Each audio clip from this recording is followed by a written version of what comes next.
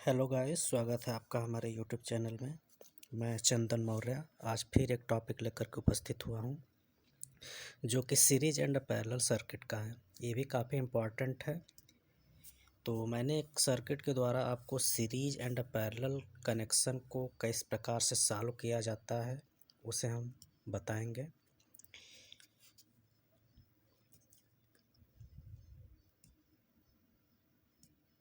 तो चलिए देखते हैं। यहाँ पे इस तरीके से हमारा एक सीरीज है, सर्किट है, लगा हुआ है। यहाँ पे 3 ओम इस तरीके से लगा हुआ है। इसमें हमें फाइंड करना है टोटल रेजिस्टेंस, जिसका मतलब क्या होता है आर इक्विवेलेंट। इसको हम कैसे फाइंड करेंगे? तो सबसे पहले सॉल्व करने से पहले हमें सीरीज क्या होता है और पैरेलल क्या होता है इसके बारे में हमें जानकारी होना चाहिए। सीरीज का मतलब ये होता है कि जिसमें डिस्ट्रीब्यूशन ऑफ करंट क्या होता है, इक्वल होता है। जैसे कि मान लेते हैं कि हमारा यहाँ से करंट मिल रहा है, किसी apparatus में गया, फिर उसके बाद फिर वही करंट वापस जाता है। इसका मतलब क्या होता है, इसका जो पहला पोल होता है और इसका सेकंड पोल है, इसका जो सेकंड होता है सेकंड के फर्स्ट से अटैच होता है। मतलब कि यहाँ पे सेम करंट ही हमारा क्या होता है, फ्लो होता है। लेकिन ये हमारी सीरीज की बात थी। और वही अगर हम पैरेलल की बात करेंगे तो पैरेलल में क्या होता है कि जैसे मान लेते हैं यहाँ से हमारा करंट फ्लो हो रहा है, तो यहाँ से ही क्या होता है, डिवाइड हो जाता है। डिवाइड होने के बाद मान लेते हैं इसमें हो गया और इसमें यहाँ पे हो गया। मान लेते हैं यहाँ से करंट आई फ्लो हुआ, बट यहाँ पे इस पॉइंट से यह दो पार्ट में हो गया। यहाँ पे हो गया I1, यहाँ पे हो गया I2। तो इस तरीके से मतलब जो करंट होता है दो पाथ में अलग अलग डिस्ट्रीब्यूट हो गया। तो मतलब पैरेलल में हमारा क्या होता है, करंट टू पार्ट में डिवाइड हो जाता है, जबकि सीरीज में सेम करंट ही हमारा फ्लो होता है। तो इसी के आधार पे हम इस क्वेश्चन को अब सॉल्व करेंगे। तो चलिए देखते हैं। तो इसका सलूशन स्टार्ट करते हैं। तो सलूशन सबसे पहले हम लास्ट से स्टार्ट करते हैं। लास्ट में हम देख रहे हैं, या फिर पहले किस प्रकार से हमारा करंट का डिस्ट्रीब्यूशन होता है उसको हम देख लेते हैं। जैसे मान लेते हैं यहाँ से बैटरी है, बैटरी से हमारा करंट आई फ्लो हुआ। अब आई यहाँ पे तो आई पे निकलेगा यहाँ से, लेकिन ये इस पॉइंट पे जाने के बाद इसको आगे भी जाना, इधर भी जाना है। तो मान लेते हैं कि ये जो आई है यहाँ पे ब्रेक डाउन हो गया और इसमें दो पार्ट हो गए। मान लेते हैं ये I1 में हो गया और यहाँ पे I2 में हो गया। ठीक, अब यही I1 इससे क्रॉस होगा, यहाँ I1 होगा, लेकिन इस पॉइंट पे ये वापस फिर से दो पॉइंट पे टूटेगा। अब मान लेते हैं यहाँ पे 2 हो गया है, तो ये हमारा टूटेगा I3 में और ये हो जाएगा हमारा I4। अब यही I3 हमारा आगे भी बढ़ेगा, इसमें भी वही I3 आएगा, यहाँ से रिटर्न होगा, यहाँ भी I3 आएगा, ये भी हमारा I3 आएगा। अब यहाँ पे जब ये मिलेगा तो I4 और I3 आपस में मिल जाएंगे। तो सबसे पहले हम लास्ट में जो यहाँ पे है देख रहे हैं कि इस यहाँ पे भी हमारा जो करंट है वह सेम है, इसमें भी सेम है, इसमें भी सेम है। तो सेम कब होता है, हमारा सीरीज में होता है। तो सीरीज में हमारा क्या होता है, आर टोटल के लिए, आर इक्विवेलेंट के लिए हमारा होता है R1 plus R2 plus R3 plus इस तरीके से जितने भी हमारे रेजिस्टेंस होते हैं उसको वैल्यू को सॉल्व करते हैं। अब इसमें हम पहले पुट कर लेते हैं। तो हमारा ये क्या है, यहाँ पे 3 है प्लस 5 है प्लस 4 है। इसको यदि मैं ऐड करूँगा तो 5 3 8 4 12, मतलब कि हमारा इतना तक में हमारा हो गया 12। तो इसको हम क्या करते हैं, जितना हमने सॉल्व कर लिया है तो उतने फिगर को हम हटा करके यहाँ पे बना लेते हैं, जिससे कि आसानी से समझने में होगा। इस तरीके से हो गया, ये तो हमारा रहेगा ही रहेगा।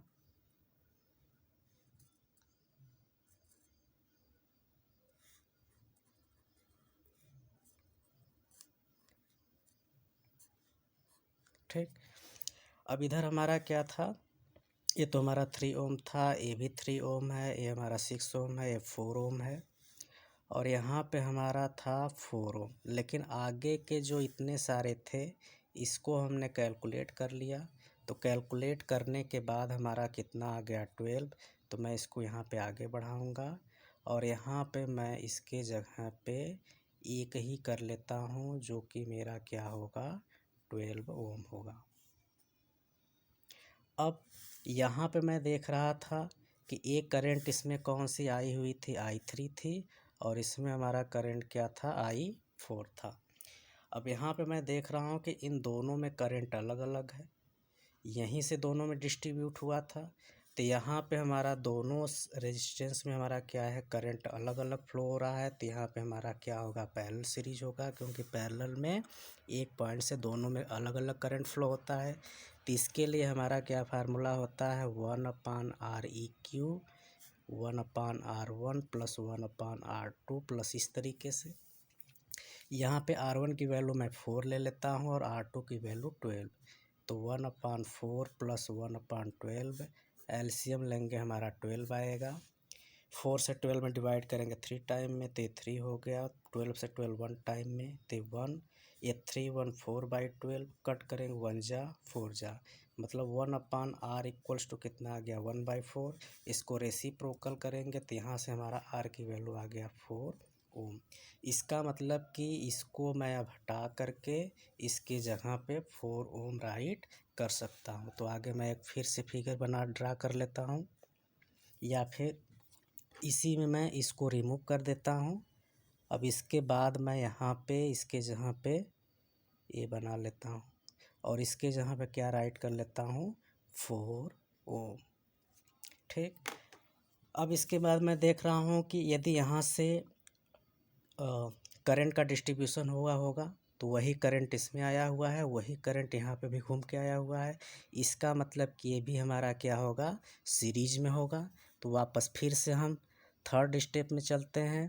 तो यहाँ पे हम R equals to R1 plus R2 करेंगे। यहाँ पे हमारा R1 की वैल्यू 3 होगा और यहाँ पे R1 की वैल्यू 4 होगा। इसको ऐड करेंगे तो हमारा कितना आ जाएगा, 7 ओम।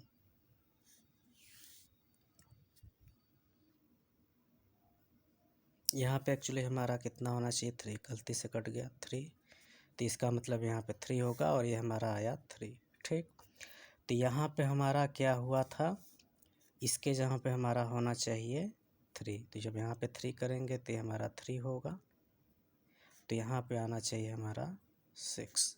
ठीक, अब इसके बाद यहाँ पे अब चलेंगे तो इस सर्किट को हम थोड़ा सा यहाँ से बना लेते हैं।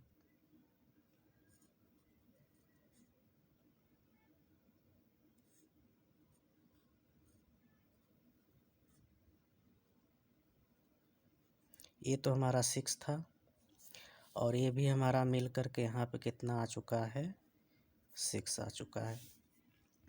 अब यहाँ पे फिर से मैं वापस देख रहा हूँ कि यहाँ इस पॉइंट से ही यहाँ पे करंट गया है, यहाँ पे करंट गया है, मतलब करंट का डिस्ट्रीब्यूशन हुआ है। तो डिस्ट्रीब्यूशन हुआ है मीन्स दैट कि यहाँ पे दोनों में ही करंट की मात्रा अलग होगी।